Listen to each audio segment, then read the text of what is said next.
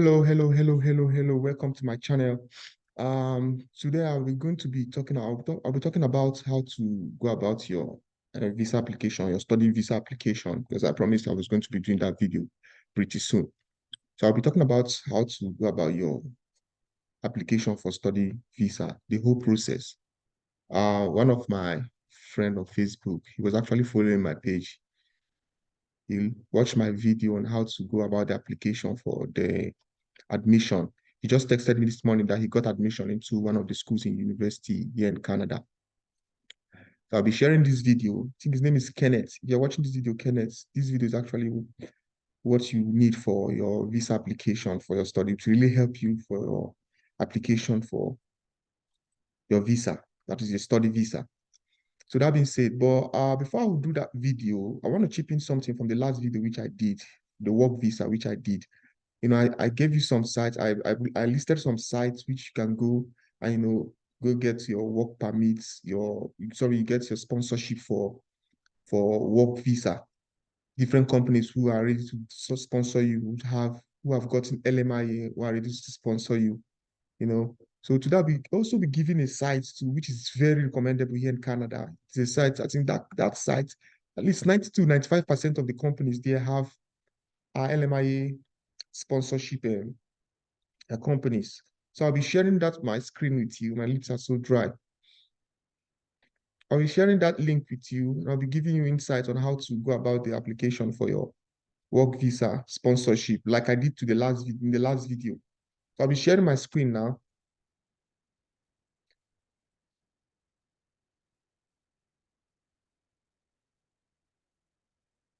Um, Here we go. Okay, let's see. It's not it. Okay, this is the website. I'll be sharing the link on the description below, in the comment section below. If you look at this site, there are thousands of jobs here, and I think most of the companies here are LMIA sponsorship. I'll be giving you a typical example of how to go about the application and everything. So you just keep applying. I already did a video on how to produce your CV, how to do your CV with one of the samples, standard sample of CV here in Canada. That's a resume here in Canada. So I'll also be giving you insight on how to go about the application. I'll be doing this video really quick because I have to do the study visa video as well. So that being said, if you look at this page, if you look at this page, you see this place here, this tax box here, where they provide you to click in the kind of job which you are interested in. Let's say, for instance, you're interested in truck driving. Let's truck drivers.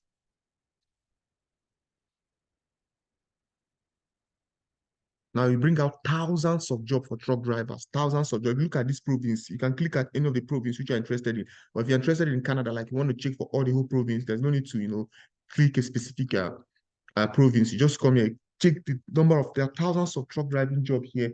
You just click and check. Let me click the first one. If you click the first one, you see that if you come down, you look at the employer has applied for the labor market impact assessment, that's the LMIE, to hire foreign workers, which you need to see that that company has already applied for LMIE and it came out positive. So they are willing to and eligible to allow foreign workers to come and work in their company. So they are eligible to bring in foreign workers to come and work in their company. So you just keep applying. You go down here, you keep applying. You are show you how, if you click on this button here, it show you how to apply. I'll be sharing the link on the below. That's my comment section below. So you just keep applying. And for anybody that's asking you to pay money for to pay money for any application fee, just come to this place and report that company. The site will look into the company and they'll take it up from there. So nobody's asking you to pay any money. You just keep applying, you keep applying, you just keep applying. God will do it for you. That being said, let me see. I think there are other jobs here. Let's see, painter. There are thousands of jobs here. Let's see, painter. There are thousands of jobs which are LMIA sponsored here. So you just go there, keep applying. And one good thing about this site is, unlike the other site, there are other jobs, other companies on that site who are not LMIA sponsored. But this site, at least 90 to 95% are LMIA sponsored. If you click on painters, okay, look at this is a painter and a decorator. If you click on this link here, you see that it is also LMIA sponsored. You come down here, you see the job, the job title, like what they require from you. They want someone who can speak English. They want your highest level of education will be just secondary school or equivalent, 3 years or 5 years experience. So you just do your CV, channel your CV to that. If you're a painter or a decorator, you channel your CV to this part of the description and apply. You just keep applying. It doesn't. If you look at this, if you look at this place here, look at the salary here. The hourly wages here is $25 per hour, and it's working full time. That's they need a permanent employment, a permanent employer. So just keep applying, and keep applying. I'll be sharing the link below. So I'll have to switch to the study visa application for those people who are interested in study. Even nursing, you can even get nurses here. If you click on nurse, there are thousands of jobs for nurses here. Thousands of jobs. Registered nurse. We have LPN. This is LPN, that is licensed practical nurse. You have registered nurse, LPN. That's for those people who did 2-year program in the college. You can apply. They are LMIA sponsored. Different province. If you look at this is Ontario, you can apply different. Look at this is LMIA sponsored. You keep applying any job you think of. You just come here, you click, check. Just keep applying, keep applying, keep applying. There are different provinces, different province. I don't know which province you're interested in. You just keep applying. If you're interested in any of the province, you just come here. If none of that you're interested in, if it's Nova Scotia, if it's Newfoundland, Manitoba, Alberta, you just, the province you want to go to, or maybe just interested in coming to Canada, you don't mind the province. So you just keep applying so that the scope will be large. If you don't want to be specific about the province, so yeah, your scope will be large, you get different options to apply to different province. So that's it for the work visa. For those people who are interested in studying here in Canada, I'll be giving you breakdown on how to go about your study visa. This is the new portal. IRCC have provided a new portal which you can use to do your study visa. Not that the old portal is not working, but I don't know why they provided this new portal. For this new portal, before you even register on that portal, before you get your own account, that is, you get your own profile on the IRCC portal, you have to put in your email here and confirm your email. Then they'll send you an invitation code on that your email address, which we will use to open up your own portal. Unlike the old portal, which you just go there, you just sign up straight and you start submitting your document. But for this new portal, you sign in, you put in your email, and they'll send you an invitation code. I don't know why they're doing this. If you already have a portal, you just sign in. But for those new people who are new to IRCC portal that want to start their application afresh, you just put in your email and they'll send you an invitation code. Then from there, you just register for your own portal. You just create your own account. Then you start setting your application. So for setting in your application, the documents you'll be requiring for, because I'll be giving you the whole documents you'll be the necessary documents you'll be requiring for putting in your application for your study visa, and I'll be explaining each document all the way. The first document you'll be requiring is or before I even start with the first document, because the first document is your acceptance.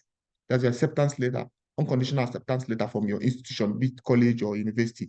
But before you even start any application for study visa, the first most important document you need to have is your financial document, because there's no point start setting in your application, applying for schools, paying the necessary admission application fee to get your admission letter if you don't have the proof of fund. Because if you don't have the proof of fund, there's no need wasting your time, because it will just amount to nothing. You just waste your time and effort and energy applying to schools, knowing that you don't have any financial documents. If they won't give you that visa, no magic. If you like pray from now to tomorrow, that visa, you will get them. So I urge you all, before you even start your application, it's really snowing outside. Before you start your application, you just, make sure that your financial document is available. And I'll be explaining how to go about your financial documents, how to arrange your financial documents so that, because not even matter of you getting 100 million in your account, if you don't arrange the funds in your account in a way that you convince the visa officer, okay, this is what this guy has been doing in his home country. Like, he has been working in his home country. These are the proceeds from his work. Or he has a business and this is the proceeds from his business. Arrange it in such a way that the visa officer will be convinced and not confused about your financial document you submitted. Okay, for the first document you'll be needing for your study permit is your proof of acceptance. This proof of acceptance is your unconditional admission, which the school has given to you.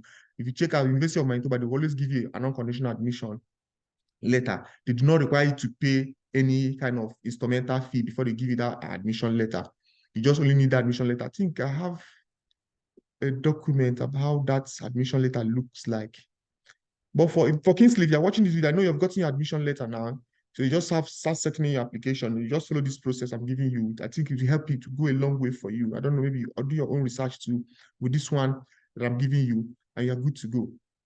For some schools, they require you to pay some certain amount of money, like Red River College. Yeah, once they give you your unconditional admission, they'll send you you have to pay a deposit of 3,000 Canadian dollar before they can give you the acceptance letter, which you will use to apply for your study permit. That is for Red River and other colleges too. But for University of Manitoba, you don't need to pay any money.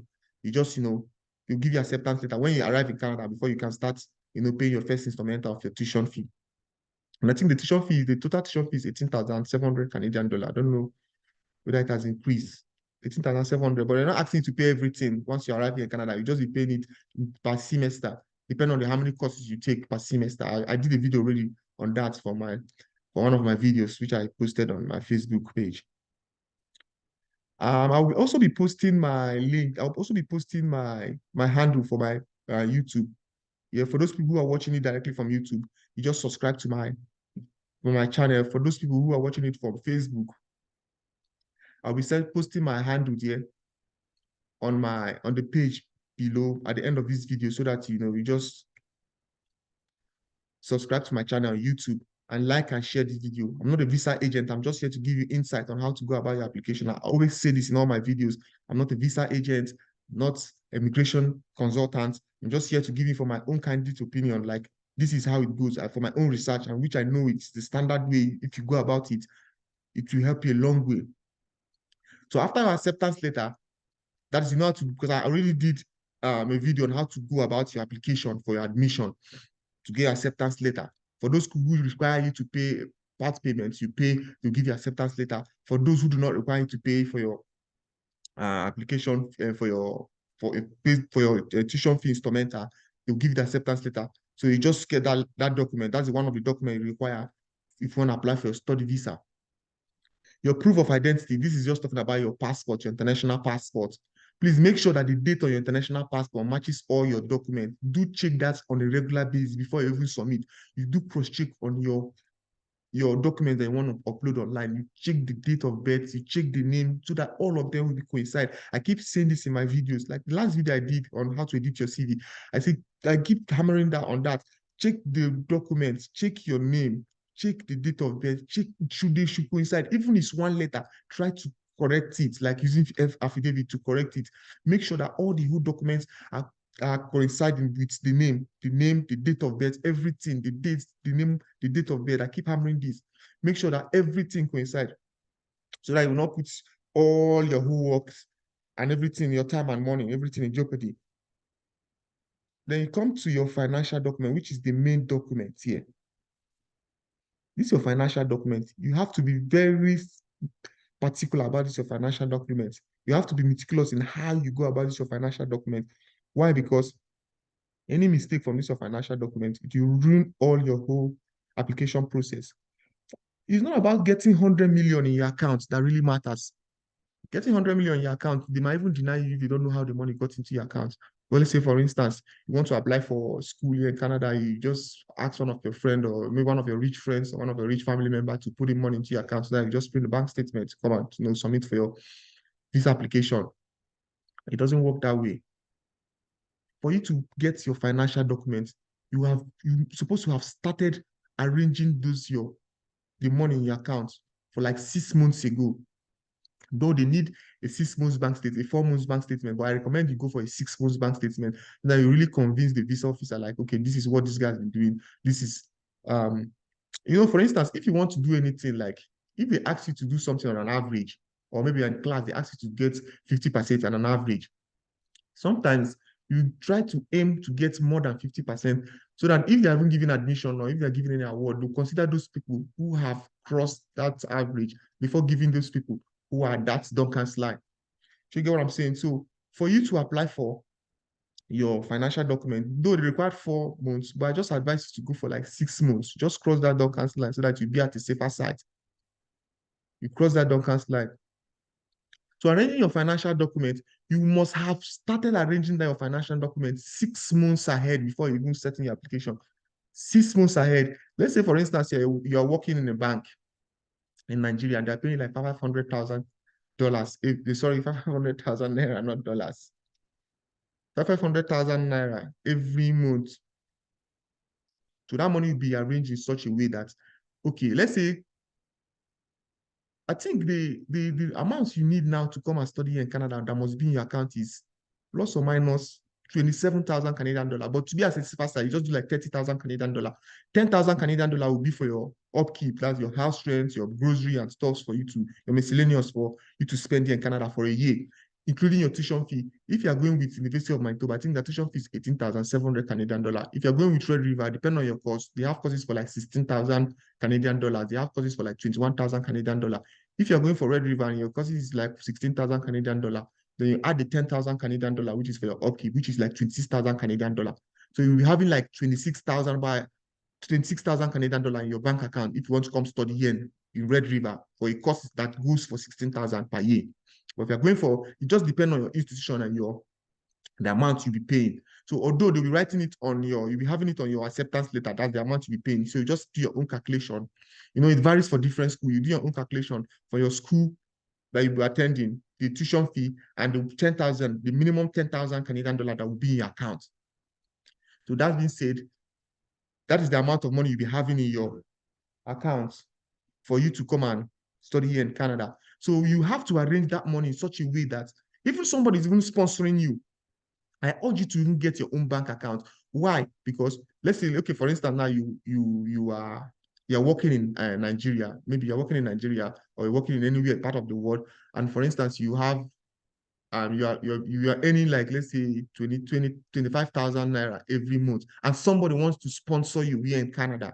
Normally, on normal notes, 25,000 naira a month cannot even go anywhere to come and go up to that amount they actually need in your bank account. And maybe you have a family member, maybe your dad wants to sponsor you. It is also preferable you put in your own bank account that has your own name, regardless that somebody is coming to sponsor you. It tries to tell the visa officer that this is what you have been doing in your home country. This is what you have been doing in your home country, because the visa officer is interested in knowing what you have been doing in your home country, regardless of the money in your account or somebody is sponsoring you. So I urge you all to, if you're applying for anybody that is coming to sponsoring you here, make sure that you get your own bank account. That, okay, I'm earning 25,000 naira. You're telling the visa officer that this is what I've been doing in my home country. I've been earning 25,000 naira. Though it's not enough, but I have somebody who is there to sponsor me. And preferable, if somebody that is here to sponsor you, that is a third party, that person should have the same surname with you. It will give them a visa. The financial document will be strong because you have that name that coincides with your own name, the same surname.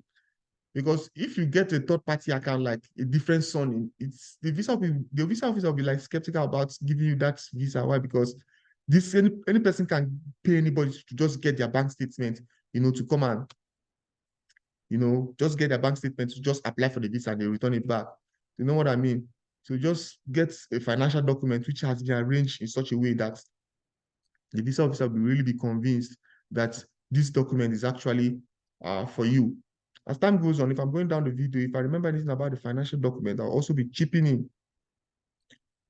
And that's it for the financial documents. Is there anything you need for the financial document again?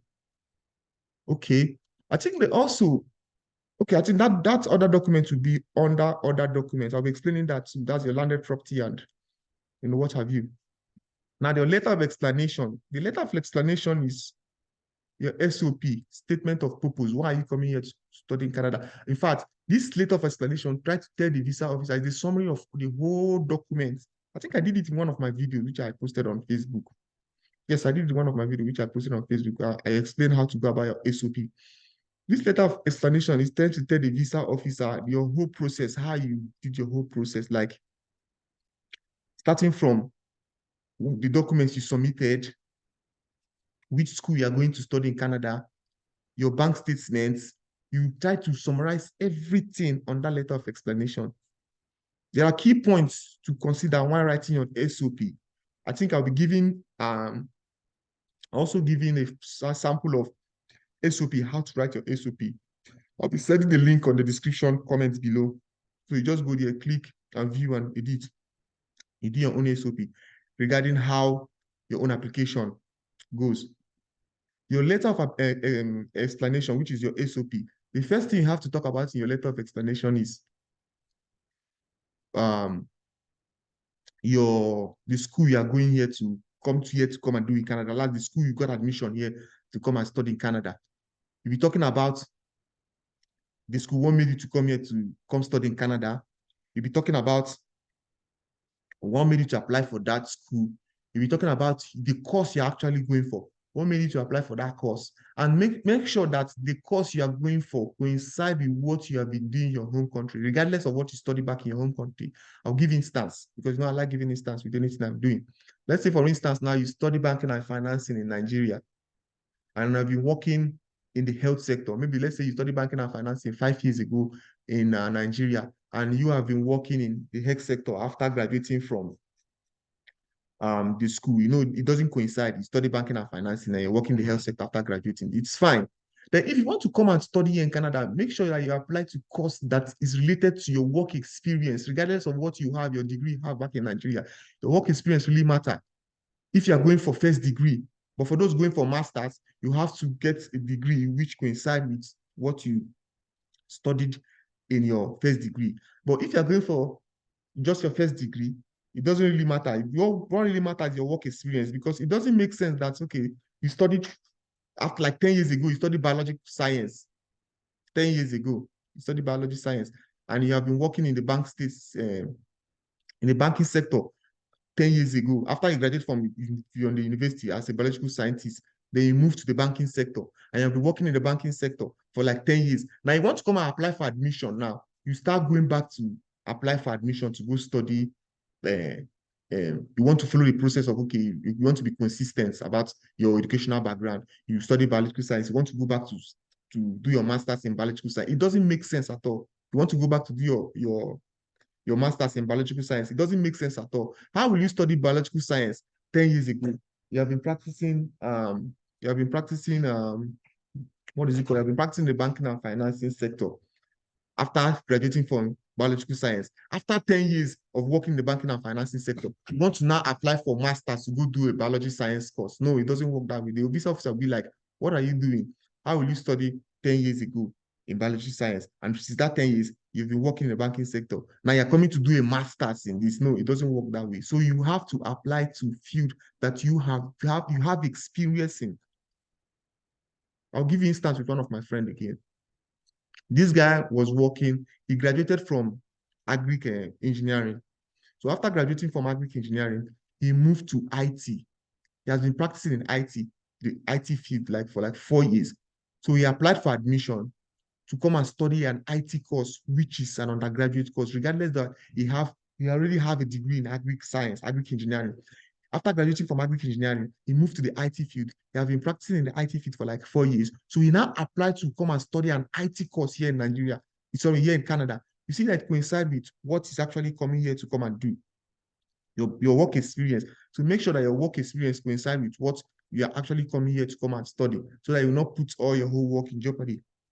That being said, and I also urge anybody who is above 23 years, if you are coming to study in Canada and you're above 25, is it 25 or 26 years? There's some certain age you reach, you don't need to apply to come and study in college here in Canada if you really have a BSc in Nigeria. Why? Because they will deny you that visa in terms of inconsistency. Check it this way.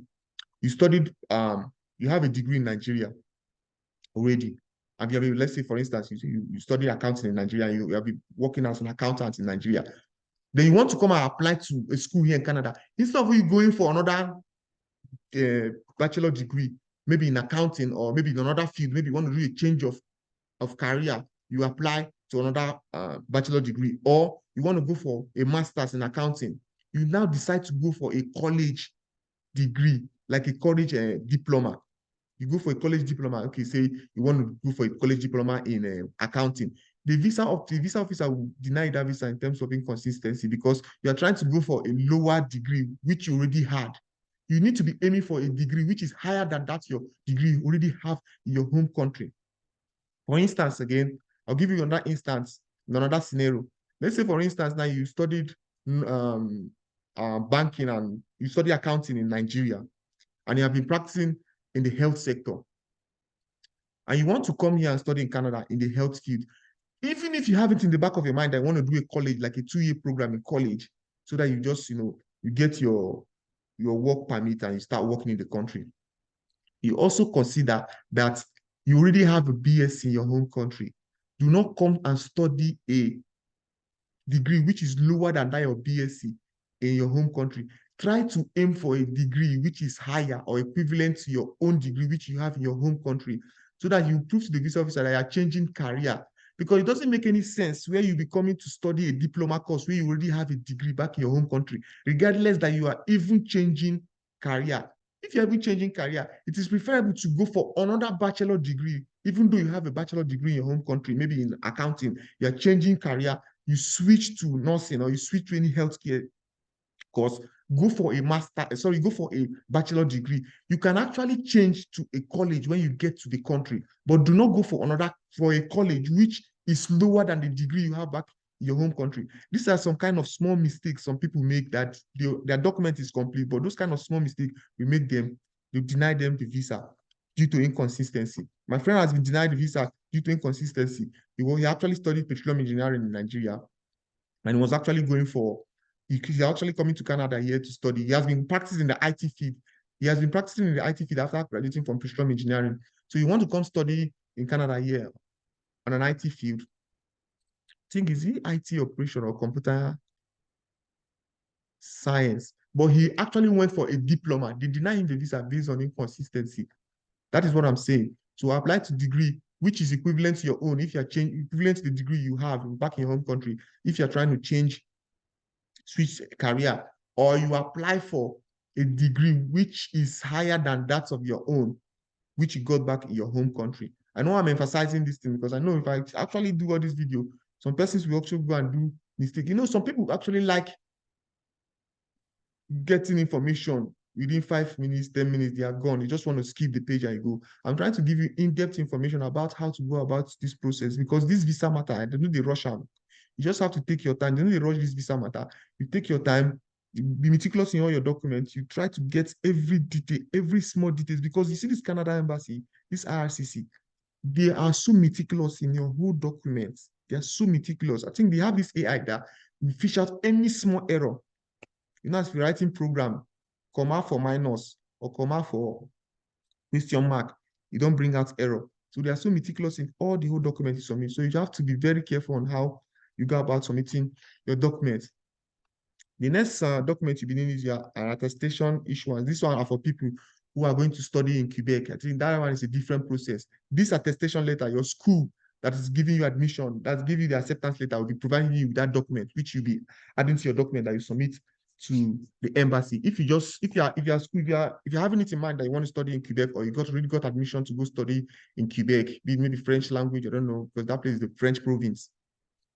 You just go to your school, you contact your school, you email them, they'll send you that document, which you add as your document to submit at the embassy.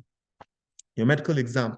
Some people prefer to do their medical exam before they submit their documents, an upfront medical exam. I prefer to do your medical exam.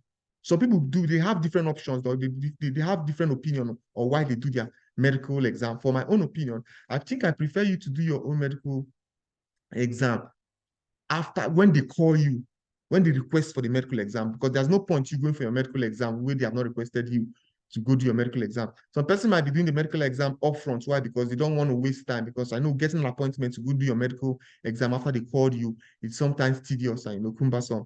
So some people prefer to go do their medical exam upfront. But me, I prefer to do my medical exam once they request me to go do that, to give you that assurance that your visa is like 95% sure, except you go fuck off your medical exam. And after you submit your documents, you did it and upfront, so you submit your documents, you're waiting for that request to get you to go do your medical exam. Avoid anything that will jeopardize your health. Alcohol, avoid them. So if you're a smoker, you're an alcoholic, avoid all those things. Keep drinking water, eat a lot of fruit, and take enough water so that your system will be healthy before they prior to your medical test. If you have any problem with your health, tuberculosis, STD, like I think the STD they do is syphilis and There are two STIs they do, two STDs they do, syphilis, there are two. I've forgotten one. So you just have to be very careful. If you get boyfriend or you get girlfriend, or abstain from sex, anything will make you go carry sickness, any curable sickness, avoid them. Because get as devil they do your own matter. You avoid anything that will make you to go carry any sickness. Avoid alcohol, do a lot of exercise, drink a lot of water. Avoid for those people who are on the stage of applying for their medical exam, and maybe they have already submitted their document. This video is also for you. Avoid anything alcohol, avoid anything smoking, because they will check your chest, you get any tuberculosis or any, God forbid, anything sickness related. They will test your blood. So you just avoid anything that will jeopardize your chances of you coming here in Canada. Not because of your document, just because of not because of your document, because of your medical health issue. To deny you. Just avoid anything that will make them deny you that visa. And I also say that if you want to do your medical, depending on individuals, for me, I prefer to do my own medical exam when they requested me to go do my medical exam. Because sometimes you might have issue with other documents, like maybe your financial support is not well arranged, and the moment we don't want to deny the person visa in terms of the document, financial document, not complete, and you already paid money for your medical pay money for medical insurance, sorry, pay money for your medical exam, wasted your time, wasted your money. Do not book your medical, in fact, do not book your medical exam up front. Just wait for them to call you to avoid wasting of time and wasting of money, because sometimes they might already have denied you the visa and you already do your medicals, which you jeopardizes both your money and your time. The whole time you're spending and everything, effort you put in will be jeopardized. To avoid that, just allow them to call you for your medical exam. But if you feel that doing your upfront medical exam is fine for you, then you're good to go. This custodian declaration, I think these are for minors. If you're coming here, they're under 18 years, think under 18 years, there's this document that your guardian or your parents will be providing for you. They also be adding to submit those documents. Submit one of the documents you'll be submitting when you want to submit for your, for your application. The next document is the other documents. I think this other documents, it contains your passport photograph. I think they have this standard. Canada have this standard for student visa passport photograph. I think it's, let me see, 32 to 36 millimeter. Although if you go to your if you go to the consulate close to you, if you go to the consulate close to you, like the VFS, you want to go for your biometrics, or you can, if you want to, if you're in Nigeria, if you go to VFS in Lekki Phase 1 for biometrics, they will give you the specification on the kind of passport photograph you do. Those guys, they know about the specification about the, because this thing, they do change it all the time. And one thing I want to urge you to is also keep checking that IRCC portal, because they do upgrade all this their information. They keep changing the information. Sometimes they will come now, the financial support document has either increased or reduced. So you keep checking these documents, checking their updates for any update on those documents from the IRCC portal. For the specification of your passport photo, I think you go to the consulate close to you, VFS in Lagos. If you are not in Nigeria, you go to the consulate close to you, you ask those cyber cafe around that area, and they'll give you the specification of the passport photo that you need for your visa application. But the standard is 32 to 36 millimeter. You just look at these details here. I'll also be sharing this link, or maybe just type on Google passport photo requirements for study visa in Canada. It will bring out all those information you need. You just go there, you get this information, and you get what you do. You do what you have to do for the application to be successful. The other document you'll be needing is, I think it is related to your proof of funds. If you're coming here to study in Canada, the government or the IRC immigration officer wants to know whether you'll be coming back to your home country if you are done studying. Which I know, you get many people who know the degree come. In fact, thousands of people applying for study know the degree come back. But you just want to prove to the visa officer that you'll be coming back to your home country. And for you to prove to the visa officer that you'll be coming back to your home country, you need what we call the home tie documents, be it landed property, a house a house in your home country that is on your name, a car, any property that will make you come back to your home country, or a family member or family members that can make you come back to your home country if you're done studying. Because the visa officer, you really need to convince the visa officer that once you're done studying, you're just coming here to study and go back to your home country. I need to chip in something. I'll come back to this letter of explanation again. There are many things which I didn't explain in this letter of explanation. I'll come back to the letter of explanation. So you need to really tell the visa officer that you're coming back to your home country if you're done studying. And one of the documents you'll be requiring is like a landed property document. Some people might not have land. You might have a property that's in your name. If you don't have a property that's on your name, you just comment on my comment section below and I'll direct you on how to go about that one. Not be everything that they talk online here. You have a car which is on your name. You have a house which is on your name. There are many ways to go about that, but just make sure you provide document that is legible, that can make you to come back to your home country, that can attract you back to your home country. Because if you have, like, let's say, you can even use, you can use a property that is willed to you, that's inherited property that is willed to you. You can actually do a paper on that. Maybe your village land, that your own portion of your village land, you just get immigration, sorry, you just get a lawyer that we, draft out a letter or draft out a document concerning that your land that is on your name, and you're good to go. So make sure that you have a document, that a property or something that will make you come back to your home country. Sometimes family is not enough.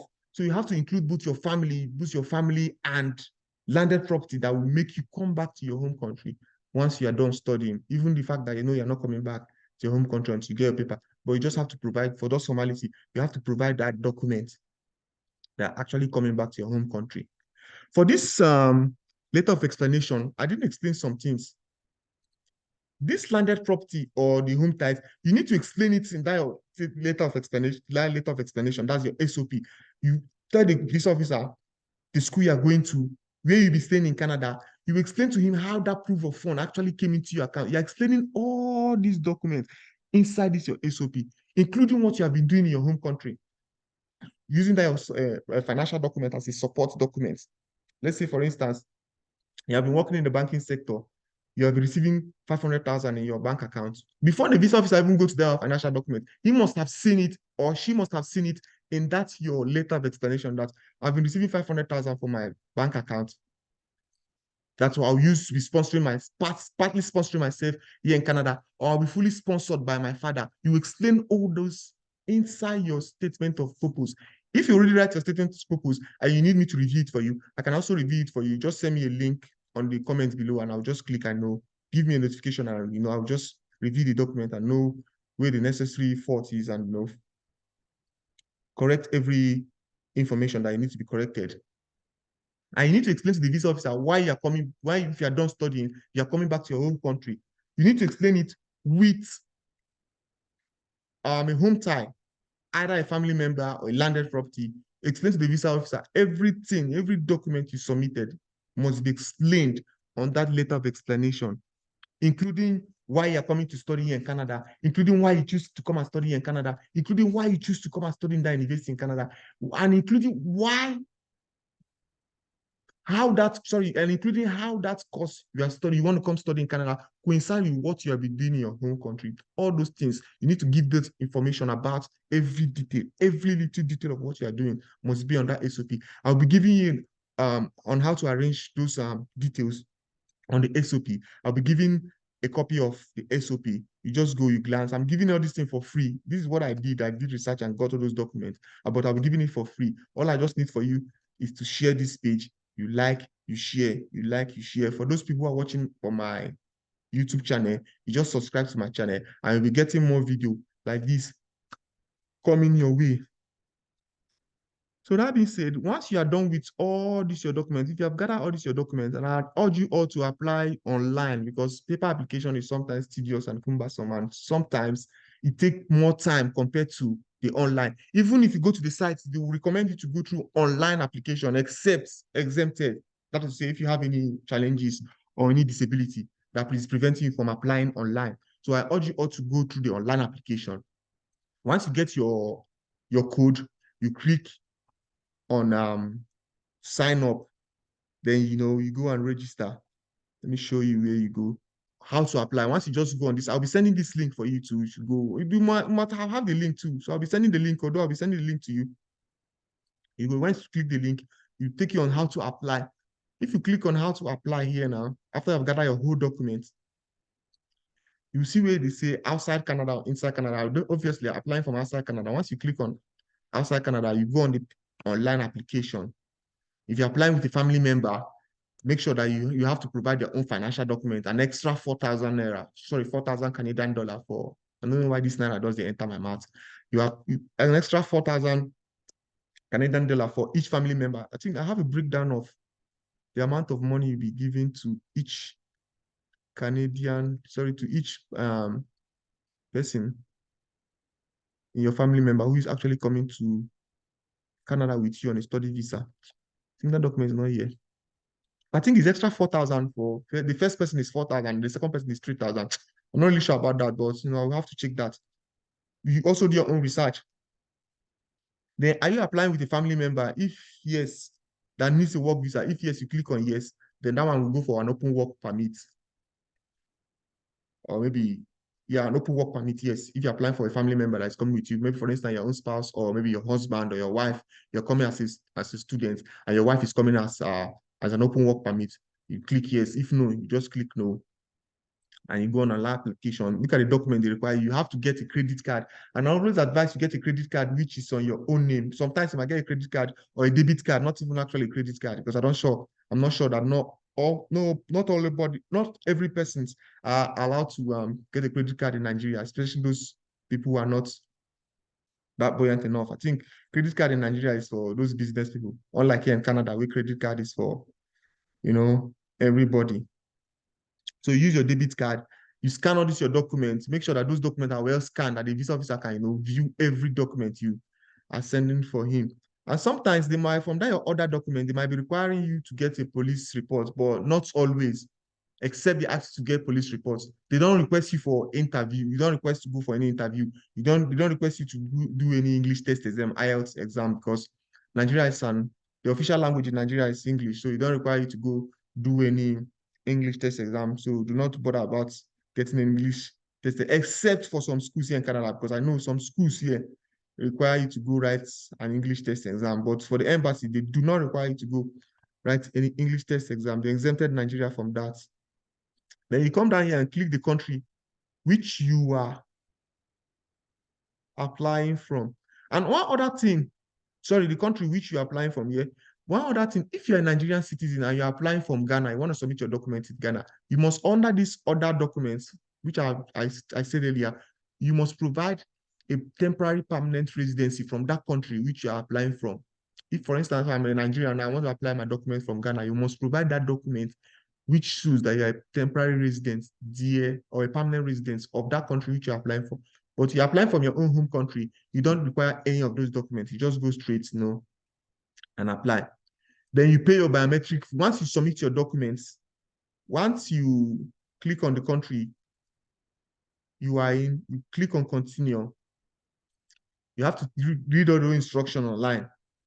Then you have to download, or it's not necessarily downloading. You just have to fill. There's this document, that's the IRCC document you have to fill online. The migration, let me see what the name is called again. There's this document you have to fill online. It contains your family ties, everything about your family documents, the name of your father, every document you need. Sorry, every member of your family, you must fill that form. Let me see that form.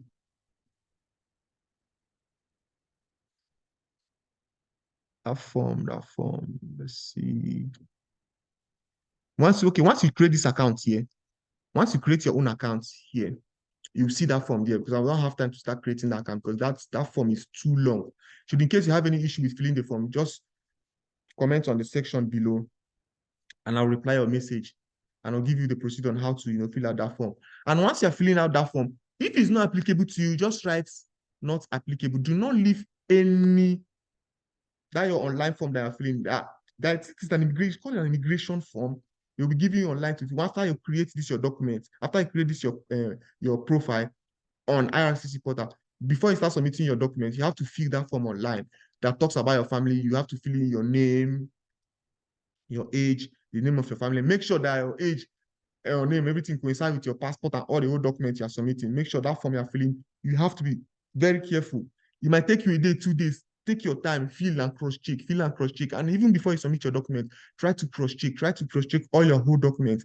Once you sign in here, you fill in that form that contains your family name, your father, what he does in Nigeria, if he's coming with you, those people that are coming with you, if they're coming with you, yes, if they're not coming with you, no. You fill out those documents. If you have any issues, you just let me know. Then when you pay your biometric fee and your visa fee, for those people who have applied to Canada before and they denied them visa and you did the biometrics already, you don't need to do your biometric, you just pay for your visa fee. I think biometric lasts for 10 years. For instance, if you did your biometric 2018 and maybe they denied you the visa and you want to try 2023, there's no need doing any biometrics again. Your next biometrics will be 2028 after 10 years of your first biometrics. So if you're not done your biometric before, you just go pay your biometric fee and the visa fee. I think it's 235 Canadian dollar, both the biometric fee and the visa fee. You just check, let's see. I think it's biometric fee and okay, 235 Canadian dollar for study and biometric. But if you're coming on a visitor visa, it's 185 Canadian dollar. But all these things are just online. I'm just giving you why I'm even giving this study visa review is because of these documents on how to arrange those your documents. Because most people are so confused about how to arrange their documents when it comes to both the financial documents, your statement of purpose, especially your financial document and statement of purpose. So if you have any question about your financial document or statement of purpose, you just chat me up on the comment section below and I'll be replying. I'll be glad to reply your message on the comment section below. You just have to be very careful on how you submit your documents. Once you submit your documents and you fill those forms online, make sure that if it's not applicable to you, do not leave anything untouched. Make sure you fill everything. The ones that are applicable to you, you fill them. Those ones that are not applicable to you, just write not applicable to me, and you're good to go. Once you click, you submit, and you wait for them to call for biometrics. I think it take 30 days after they ask you to go do your biometrics. It take 30 days, except you have any reasonable explanation. After the 30 days elapse, I think they'll cancel your application if you do not do come for your biometrics. So you just have to, come for your biometrics. Once they require you to go do your biometrics, you just, book an appointment, you go for your biometrics, you do your biometrics, and you pray to God.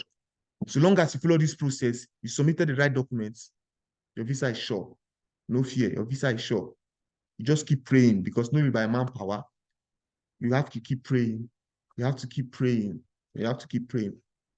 For those of you who have any question to ask me, just come on the comment section below. You ask any question. If you have any question, you just come on the comment section below and ask any question. All my lips are so dry, man. This winter is so drying off all my skin. If you have any question, you can ask me in the comment section below. I know the visa agent too. I know they give information. I know they ask for money to apply for visa. I know they give you, say, pay me money. Anybody they chat you online say, "Na me be Victor, no be me, oh, no be me, oh."